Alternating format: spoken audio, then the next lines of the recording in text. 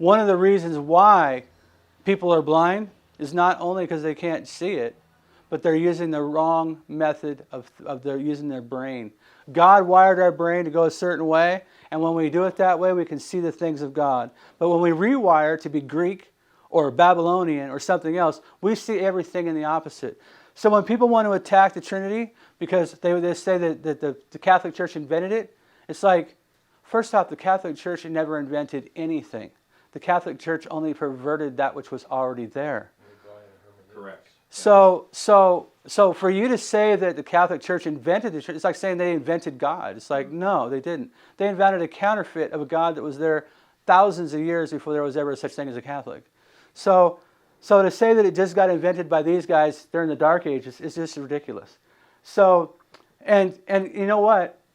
It's so ridiculous. This is one thing right now, just blow it all out of the water.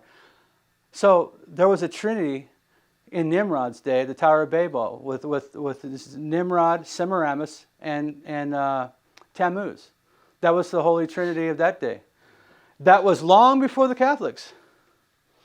So, okay, you can say Mystery Babylon and call that Catholic, but still they're thinking it was created in like 538 or sometime after 538. They invented the Trinity. Well, it goes all the way back. And you know why it goes all the way back? Because it goes all the way back to Lucifer, who started it all. And where did Lucifer come from? He came from heaven. You think when he was in heaven, he counted how many were in charge? Mm-hmm. He said, okay, there's 3 up there that aren't angels. And they can all create, they can all be everywhere at once. They all know everything. So I'm going to make my kingdom, I need 3 too. So everything's a copy. And when you look at the holy city, Jerusalem, coming down out of heaven, it's as long as it is wide as it is tall, right? And so what shape is that? It could be a pyramid. It could be a pyramid. Yeah. And what did Satan do when he came down here, when he wanted to be like God? Not only in Egypt, but clear across the planet where they have no communication to a bunch of crazy, bloodthirsty, cannibalistic, heart-cutting out Aztecs. They were worshiping the sun. The Egyptians worshiping the sun. Why are they all the same? Because they're all Lucifer. There's this copycat out there. And it's really nice. The movie, The 10 Commandments of Charlton Heston, they have Seti sitting there on the throne, and Moses is brought in chains going like, why did you turn on me, Moses? And he's going, I will not be with people who will enslave their brother, fellow man, or whatever. But in the background, on the wall, it's a big room. The throne's way out, kind of like in the center almost. But back on the wall, there's 2 birds, and their wings are just laid out like this on each side of the throne, just like the covering cherubs. And if you look at King Tut's,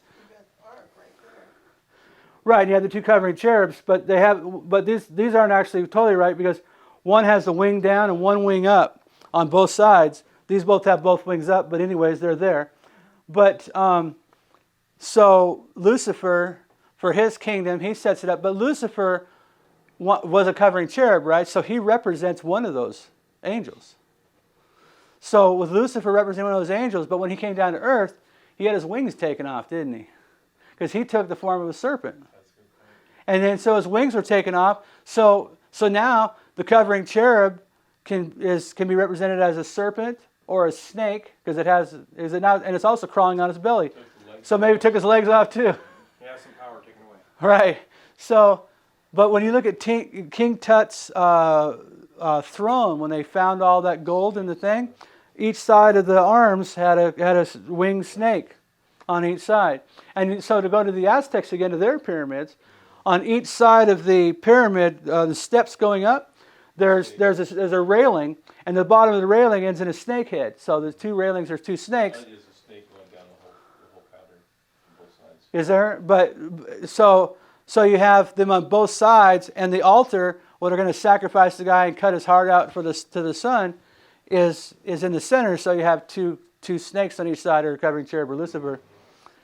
And Counterfeit, The Vikings are also demon worshippers. right, well, everyone is, but it's easier to see in the Vikings because the Vikings had their dragon ships, and they had the head of a dragon. They had the scales with their shields, but the sail represents the wings. So you have they're killing in the name of the winged serpent. So You can see all that in Joe Maniscalco's video, I have. Flying Serpents and Flying UFOs and Flying Flying Serpents. saucers and wing serpents. And Do you have that? I have. and it is on my YouTube. I have a whole playlist of Joe Maniscalco, and that's William Miller on YouTube, and I also have one of his big books. It's got all of the paintings and everything in it. right. Yeah. And people here that live we're in Idaho right now, and there's people here who are all related to that family. Unfortunately, Joe's gone, but and I guess I just tell you this. So when he used to be a partner with James Arabito. So James Arabito is the rock star, right? So I look on there. I want to get some James Arabito stuff, and I see some stuff by Joe Maniscalco, and I'm going, I don't know what that is. Who's that guy? Who's that guy? I never heard of him before. I just want the Arabito stuff, so I ignored it.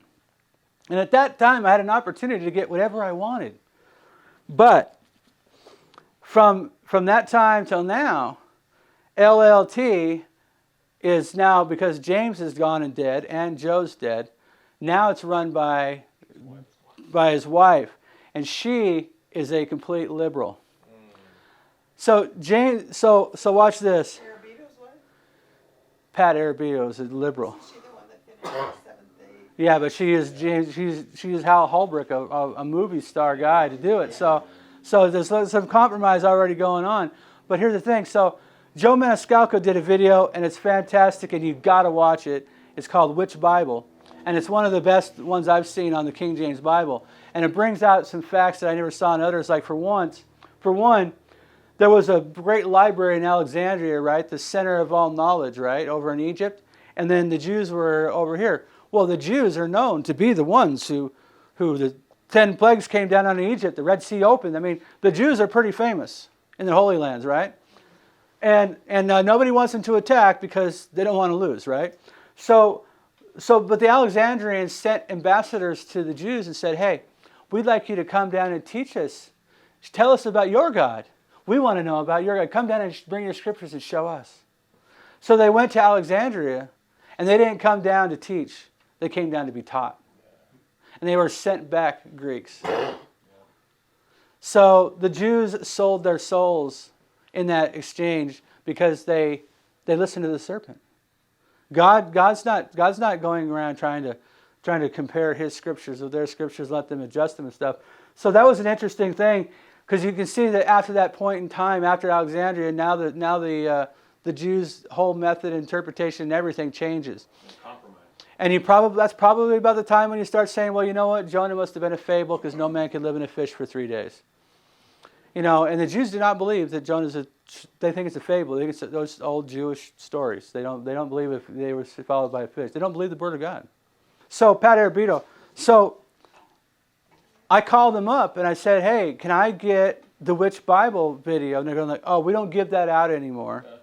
And in fact, we don't give out a lot of Joe's stuff or whatever anymore. And I go, well, why is that? He goes, well, Joe was not a scholar. I'll tell you what, if any man was ever a scholar, Joe Maniscalco was a PhD with PhD. I might have that DVD. He has PhDs above PhDs. That man is... He prayed in his classrooms, and people were poo-pooing that. Joe Maniscalco was a saint. I knew him personally. I lived down the street from him. And so Joe, now they're going like, we don't give out his videos, and Joe is not a scholar. And by the way, did you know that the New Revised Standard is the most accurate Bible? And then I was getting emails. They were chasing me down. I just wanted to get Joe's stuff, and they said, no, we don't have it. And then he chased me down going, hey, did you look at the material on the New Revised Standard? There we go. And they wouldn't let me go. So eventually, I think I just blocked their email or something. But the sad thing is they were the gatekeepers. They had all the videos. So I don't know about these families. I would really like to talk to some of the ones that were still cognizant and might have like some of Joe's stuff around, because we need to bring those things back if we can. I hated his videos. That's in my garage. But if we can have like a master, because we got copies from VHSs, but Joe didn't do them in VHS. Joe did them in film. He filmed them and edited them and made them. So Yeah, I his stuff. I have him on a garage. Right, but what I'm saying is the film is high def. High definition. The reason why you can make old movies into high def is because film is high def, because it's done with light, not by electronics. Right. It improves the quality. Electronics, you can only go as good as your electronics are. And so you get better TVs because we get better electronics. But film is done with light. And chemical reactions are precise without the need of technology. It just happens. You just have the right chemicals, lets light go on it, and it just makes a perfect picture. So what I would like to do is if I could somehow get that film and have it reproduced today off of the film. That was a little bit of a side talk, but sometimes testimony and understanding the history is just as important as the facts.